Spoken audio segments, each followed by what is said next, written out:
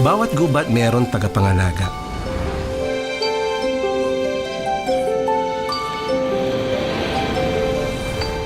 Sa Laguna halimbawa, may Mariang Makiling. Ang pinatubo, binabantayan ni Apong Malyari. Sa bundok ng Arayat, ang numumunong diwata ay si Mariang Sinukuan.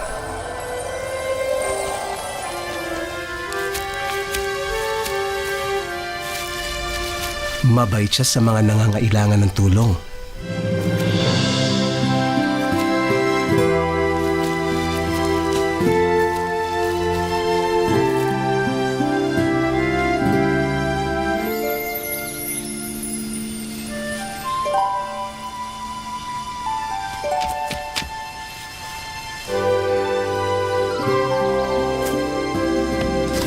Pero pag may sinaktan ka sa gubat niya, mabigat ang parusa ng diwata.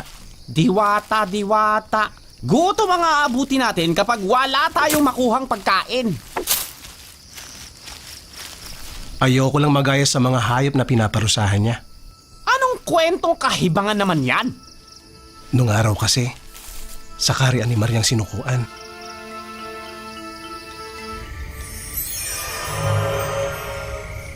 Mahal na Mariang Sinukuan! Inapi ako! Tulungan niyo ako! Anong nangyari? Ang mga anak ko! Hindi pa naisisilang ay walang habas ng pinaslang!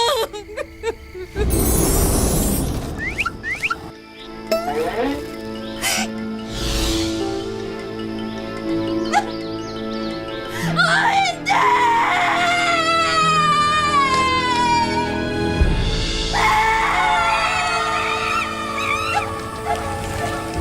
Ang kabayong may kasalanan nito at dapat siyang parusahan!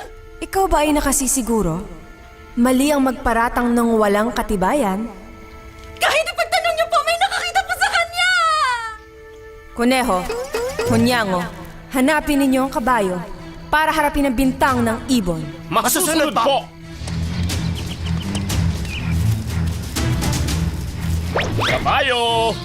Ha! Kabayo! Wala siya dyan. Dali-dali siyang umalis. Mukhang balisa. Saan siya nagpunta? Ba't ang dami niyo tanong, ha?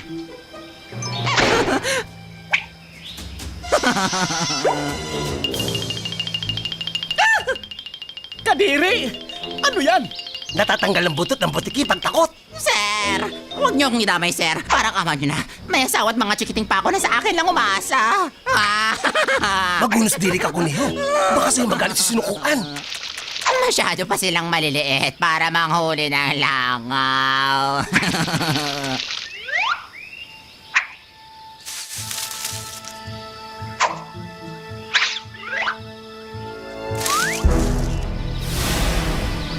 Takbo na, kabayo!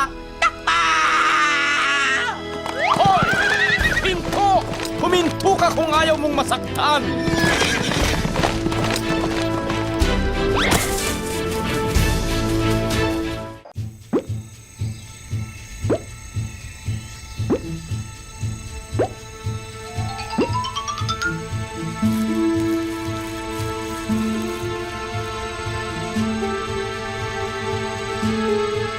Huli ka!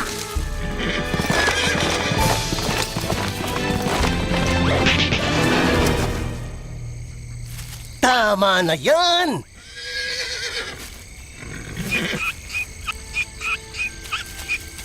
Kaya ako magpaliwanag! Eh, tumatakas ke!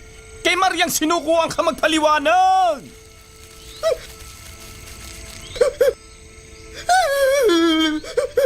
Wag po! Wag po! Mahal na anak, hindi ko po sinasadya na matapakan ng pugat ni Ibon. Kasalanan nito ni Palaka. Si Palaka? Kinukak po siya ng pagkalakas-lakas, kaya po ako nagulat. Masyado ka namang matatakutin! Hindi po ako matatakutin. Tuwag ako! Tuwag!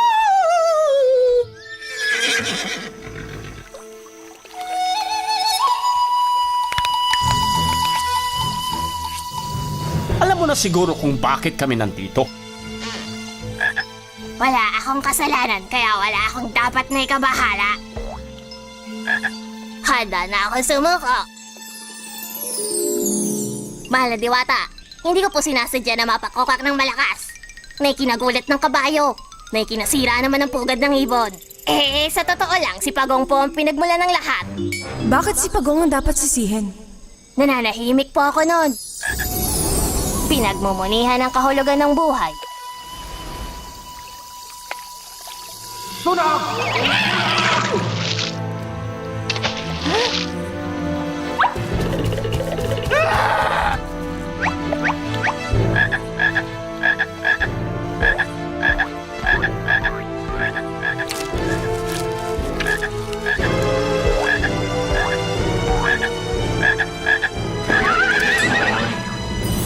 Kung ganon, papuntahin ang Pagong dito.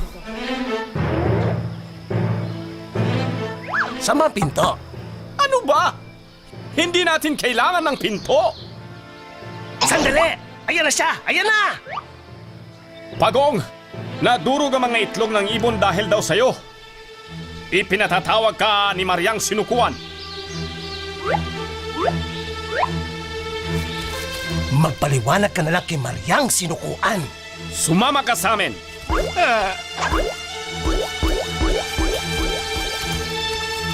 Ang sa akin lang po, sino po bang hindi magdadala ng sariling bahay kapag nakakita ng apoy? Itong bahay na ito na lang ang meron ako. Lahat ng aking alaala nandito. Kung masunog ito, parang binuran nyo na rin ako sa mundo.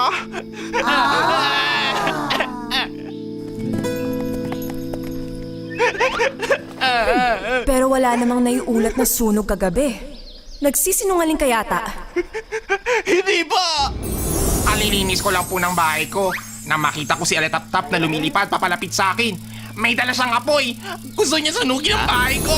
Huwag niyo pong palapitin sa akin si Aletaptap. Susunugin niya ang bahay ko. Turuan na ang nangyayari. Nasaan ba si Alitaptap? Papuntahin siya rito.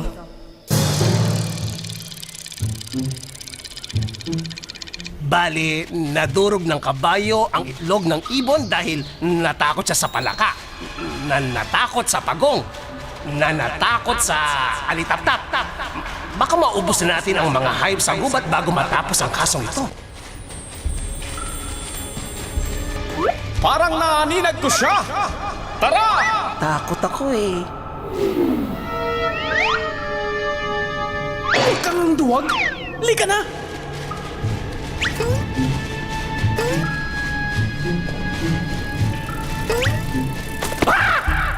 Kakampi niya kayo, no? Ha? Anong sinasabi mo? Kakampi kayo ni Lamok? Hindi! Bakit nasama sa usapan si Lamok? Ipinatatawag ka ni Mariang Sinukuan. Bakit ako lang? Ang dapat yung hulihin si Lamok. Pwes, nasan si Lamok?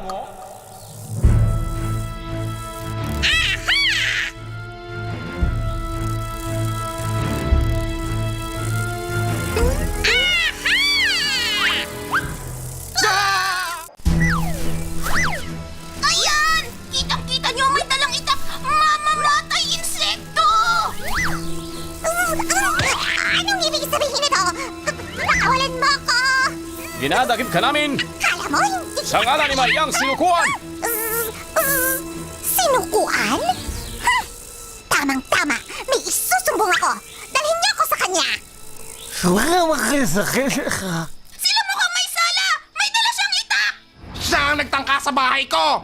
Ikaw ang magaling na nagsisisigaw na may sunog! Kita niyo yan? Kala niyo kung sino siya kumakak? Paano ang mga itlog ko? May babalik pa ba sila? Ha?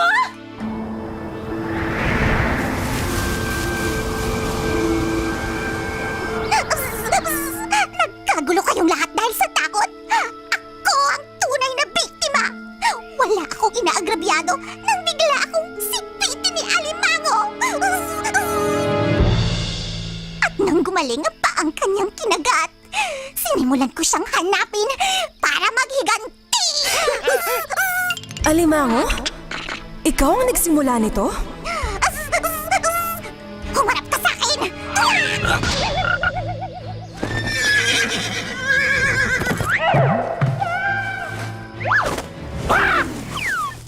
Katahimikan! ay nagpadalos-dalos din. Dapat ninyong isipin na kayo ay responsable sa inyong sariling pag-aasal. Mula ngayon, ibon, sa itaas ka na ng puno gagawa ng pugad. Ikaw naman, kabayo, lalayuan ka ng marami dahil magiging ugali mo ng pagsipa at pagdamba. Palaka, dahil hindi ka nag-iisip bago buksan ng bibig, yang kokak na ang magiging boses mo sa habang panahon. Ikaw, Pagong, dahil masyado mong mahal ang iyong ari-arian, hindi ka na mahihiwalay sa iyong bahay. Alitap-tap, dahil naninindak ka gamit ang iyong lampara, dadalhin mo na yan habang buhay. Ikaw, Alimango, dahil tagilid kang mag-isip, mula ngayon, tagilid ka na rin maglalakad. Ikaw, Lamok, hinahatulan kita ng 1 linggong pagkakakulong dahil sa pagdala mo ng itak sa aking hukuman. At nang pakawalan, nangako siyang hahanapin ang alimango kahit saan ito magtago. Mula noon, lagi na siyang umaligid sa lahat ng butas, kahit sa tenga ng tao. Aray! Hala! Ayan na si Maria! Naku naman! Bakit ninyo kinukuha ang hindi sa inyo? Bilisan mo, Diego! Kailangan natin makalabas ng gubat! Bakit? Pabigat na pabigat ang sako.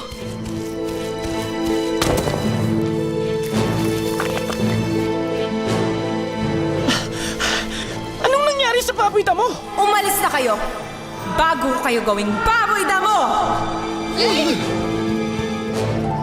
Iyon ang huling pagkakataon na nagpakita si Mariang Sinukuan. Sa pagdaan ng panahon, kinalimutan na si Mariang Sinukuan. Nawala ang tinig ng hustisya sa bundok Arayat. Pinutol ang mga puno. Hindi nilubayan ang paghuli sa mga hayop. At namayani ang kasakiman ng tao. Wala na kasi ang bantay ng kagubatan. Ang tuyot na gubat, ang mapait na parusa ni Mariang Sinukuan. Pero naniniwala ako na balang araw, babalik din siya. Para ibalik ang ganda ng bundok. Babalik siya kapag natuto na tayong pangalagaan ang kalikasan.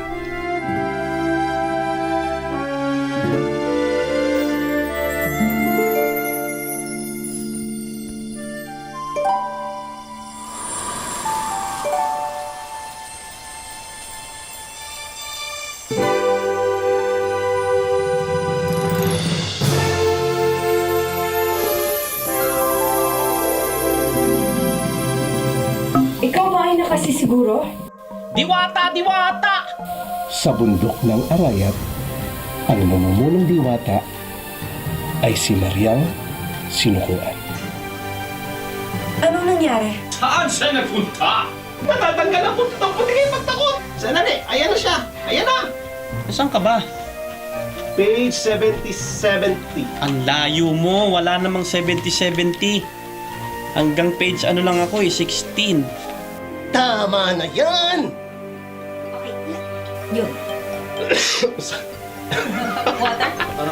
Alam mo naman siguro kung bakit kami nandito. Is that okay? Marge? Mali yung magparatang ng walang katibayan.